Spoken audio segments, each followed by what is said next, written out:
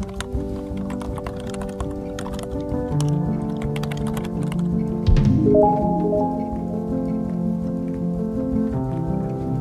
so second question is from Maya, and that is, how did you and Marcus meet? So Marcus is my boyfriend, if you don't know.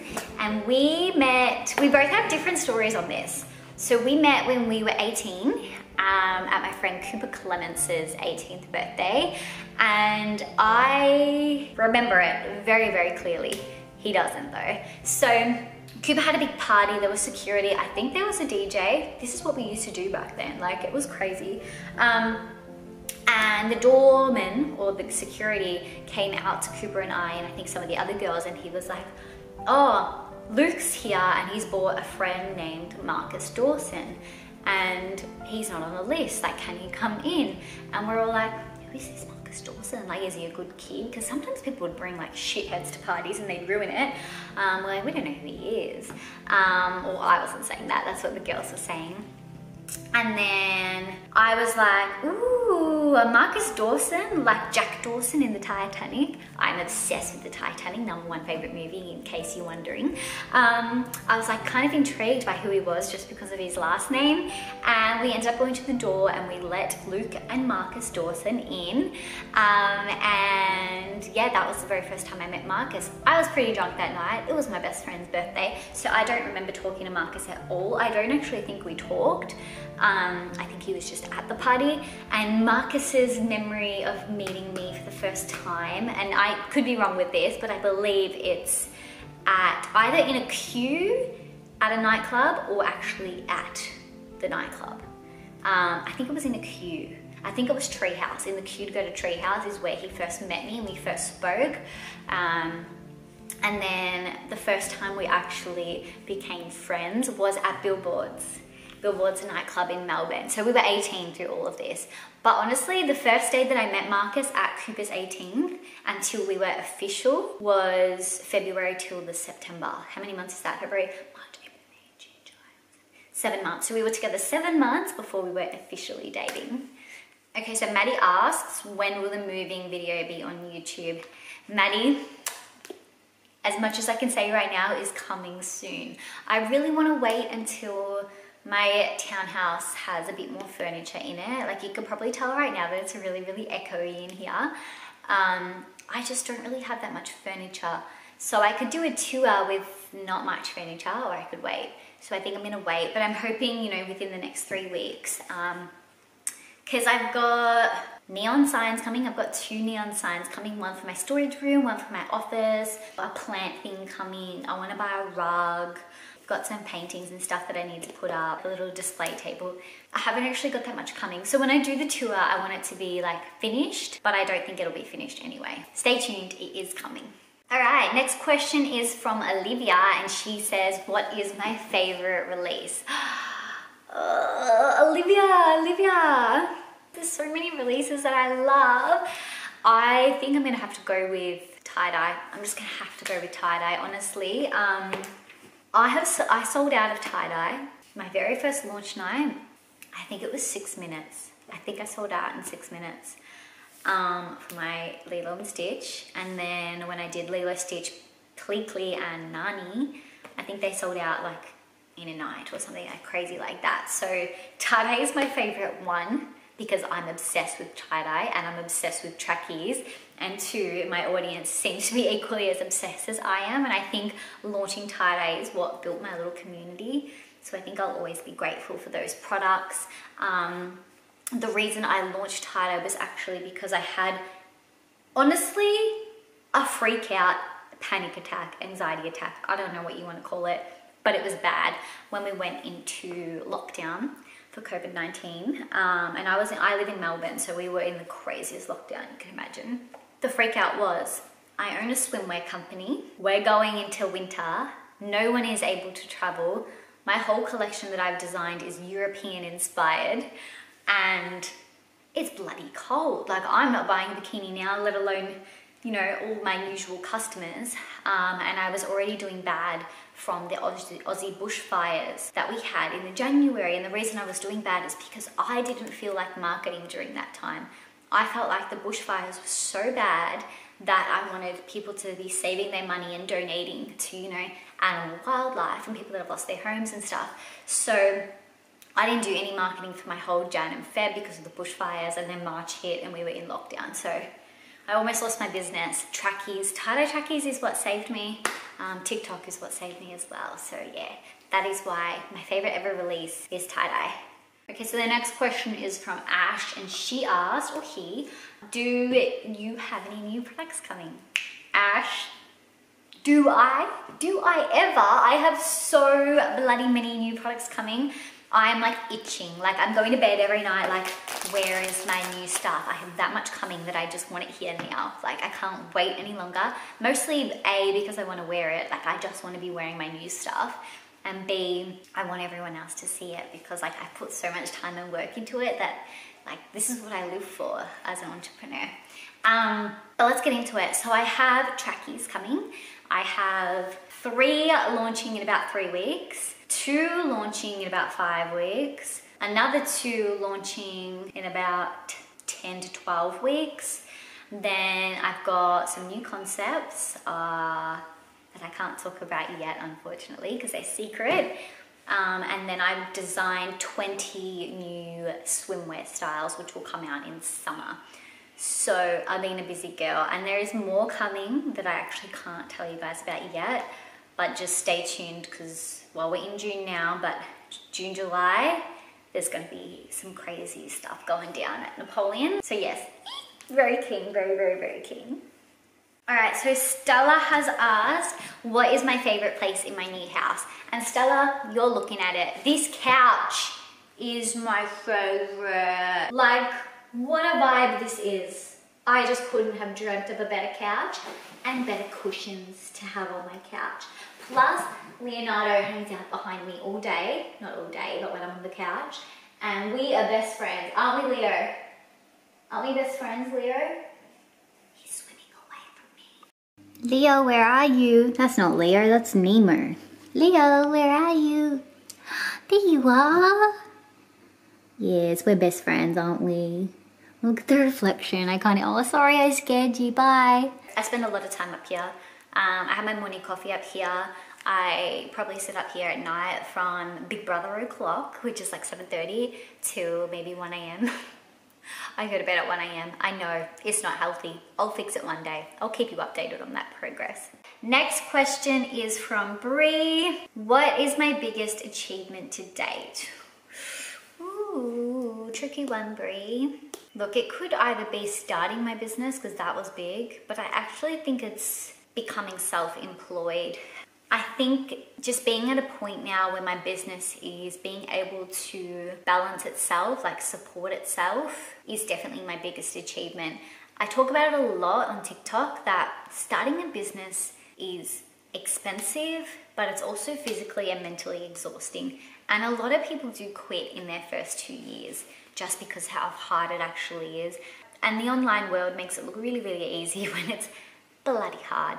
So I think my biggest achievement is just my mindset, being able to continue pushing through even when times are hard, and being able to get to this point where I am now able to do what I love full time. Yeah, that would be my biggest achievement. Imogen said, when am I releasing track pants? But I already just answered that, so stay tuned for June and July. Lacey said, do I want kids? Yes, Lacey, I do want kids. Not yet though, definitely one day, but yeah, not this year. Maybe not even next year. But I do want a boy and a girl, preferably a boy first and a girl second, because I have an older brother and I'm a younger sister and I just love that. So yeah, kids will happen, stay tuned. Clara said, will I ever do PR boxes and have celebs be brand ambassadors? Oh, I say I would do that one day. It's not something I'm keen to do straight away. But yeah, it's definitely on the cards. It'll probably happen, so yes. Storm said, if we want to send you gifts, where would we send them? Well, Storm, presents. Can't say no to presents. Where can I send your present, Storm? I don't know, my PO box, Napoleon Swimwear PO box is technically me. So if you go to my returns page on napoleonswimwear.com, You can see my PO box address there. Storm also said, oh, Storm, you got 4 questions back to back, girl. What are your marketing tips and tricks? My number 1 marketing tip in 2021 is to get on TikTok, post consistently, be authentically you and authentically your brand. That is it. Number 1 marketing tip for 2021. If you're not on TikTok, you are missing out. And that's for posting, but also for ads. Like, I think TikTok ads are definitely going to be the next thing for paid promotion. So like, start figuring it out now because they're moving fast. Like, I've noticed since I downloaded TikTok until today, the amount of updates that have been like so beneficial and so amazing, I just like, I can't even explain. So get on TikTok, be authentically your brand, post consistently. Don't give up if you only have 100 views. Like, relax, take your time, it'll get there. Yeah, that's my number 1 marketing tip. And then like, obviously TikTok can provide you a lot of traffic to your website. It's what you do with that traffic that will end up mattering the most. So you get the traffic from TikTok to your website. Is your website like got high conversion rates? Have you got a good remarketing funnel in place on maybe Facebook ads, through your email marketing, through your SMS marketing, all of that. So traffic, when it comes to TikTok, in my opinion, traffic is easy. It's what you do with that traffic that's gonna matter the most. How much savings should you have to start a clothing line? Dawn, that's a hard question. The reason that's a hard question is because like, when I launched my business 3 years ago, I launched in debt. So I had 0 savings. If anything, I had a loan that I had to pay back. And this was the worst thing and the best thing ever.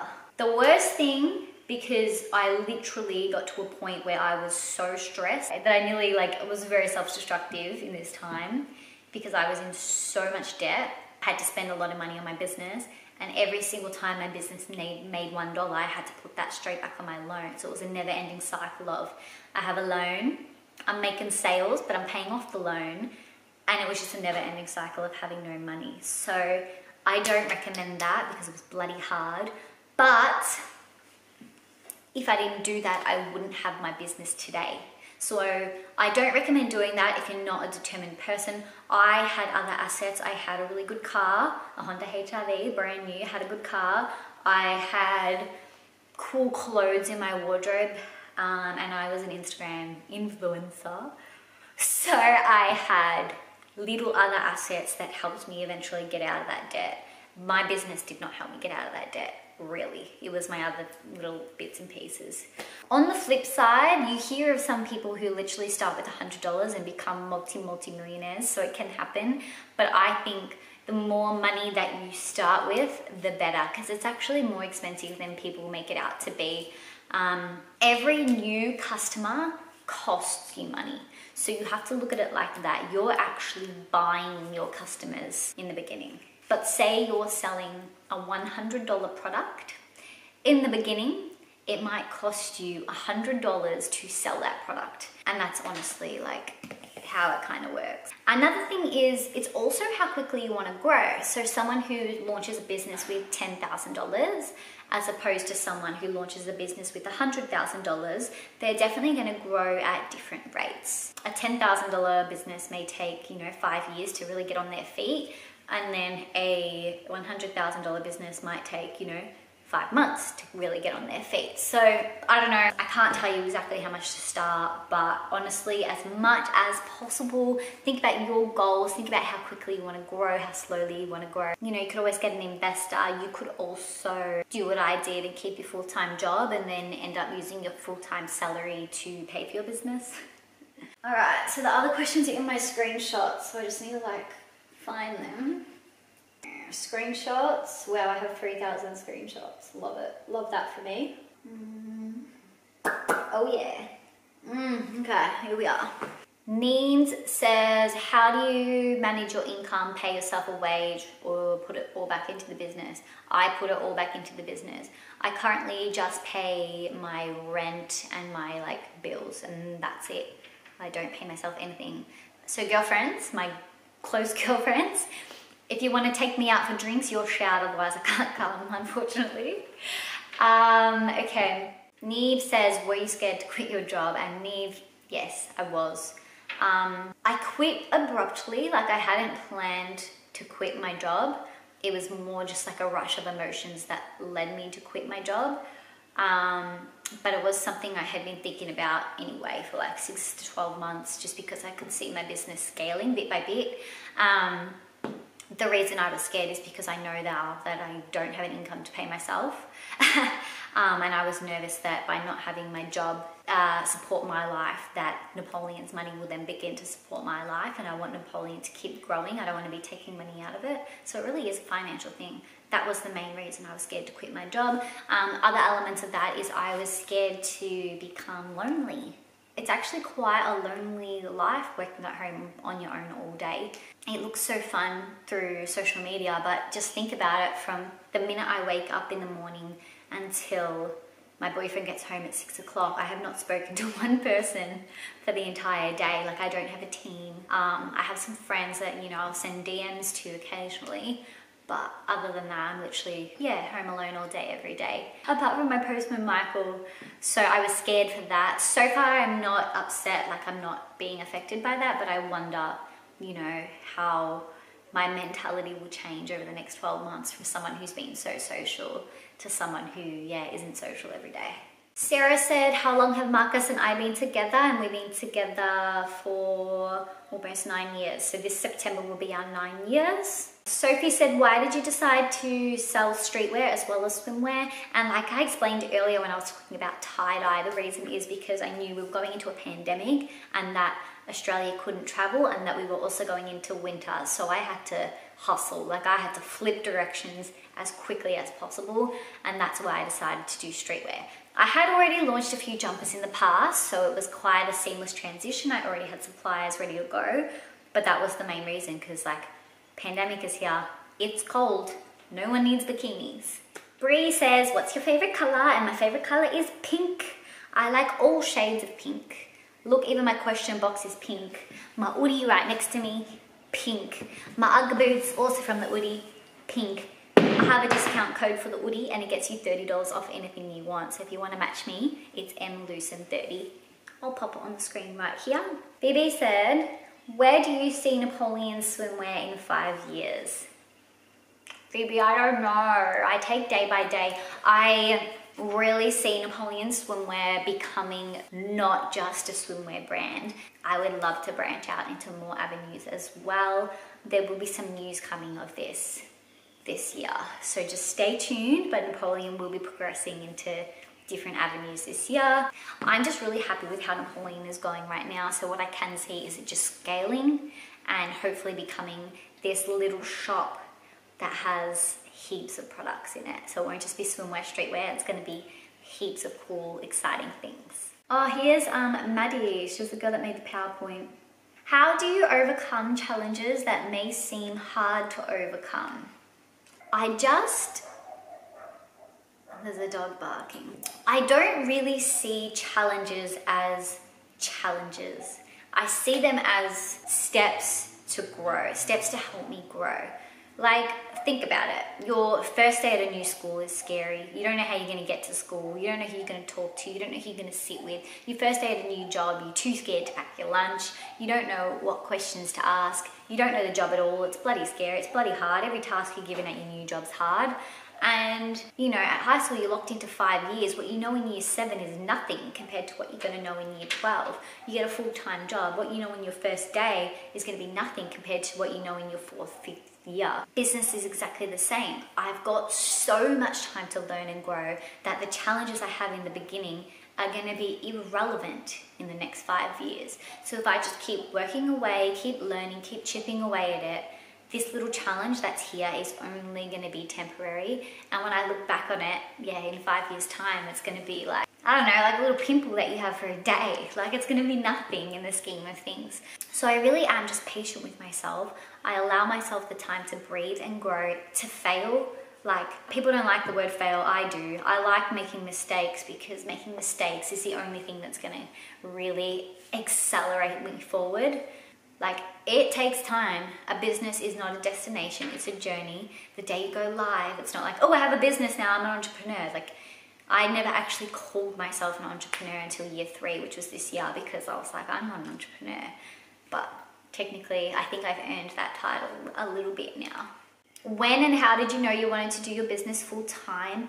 I think I really knew, well, technically I wanted to do my business full time since before I even launched it. Like, the reason I started my business was to make this a full-time thing. The real moment that I knew it was time was when I had a launch that sold out in 6 minutes. I was like, come on.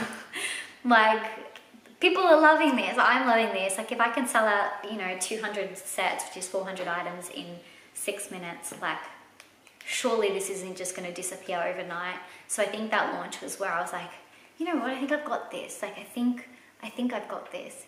And in saying that as well, this might not be forever. I am a small business and I could make a big mistake and I could lose my whole business, just like in the blink of an eye. I tried to wink. If worse comes to worse and you're in the situation that I'm in, where your business is doing well, you know, it's being able to financially support itself, but you're scared to quit your job, just know the worst thing that can happen is you can go get a little part-time job, go make some coffees in a cafe a few days a week to help support yourself, or you just go back and get another full-time job, you know? That's the worst that can happen. It's not that bad. You got to give your business your all when you know or have an inkling that the time might be right. I was investing so much time into work. I used to work 8 hours a day at my full-time and then 8 hours a night at my business. So it got to the point where I honestly, my health, I had to have a break, or I was going to have like a mental breakdown. If you didn't have Napoleon Swimwear, what do you think you would do? Oh, tough one, Maddie, tough one. I don't know. I love e-commerce. I would like to say that, you know, I would have another business. I'd have another e-commerce store going if I didn't have Napoleon. I would love to own my own restaurant or like a content studio. If I had to get a job, I don't know what job I would get. Probably in e-commerce. Like, I really love marketing. I love social media. So like, if a brand reached out to me and said, hey, Anne, like, we will pay you to make us, you know, a few TikToks every week, like, I would latch onto that if I felt aligned with the brand, just because I love making TikToks. So yeah, I think anything in social media is probably what I would like to be doing, like making reels, Instagram posts and content creation. That's what you call us. I would love to be a full-time content creator. All right, so I'm gonna wrap this up there. Hope this Q&A was fun for you guys. I think I might do another Q&A soon. So if you want to ask any questions, drop them in the comments now. Please give me a thumbs up, because you know it supports me and it really supports my business. Turn on post notifications, because everyone who wants that townhouse tour wants to be notified the day it goes live. If you have anything else you want to see from me, like what do you want to see in my next video, drop it in the comments. These are my social media handles if you want to hang out with me on more platforms. If not, love you guys. Thank you. Have an awesome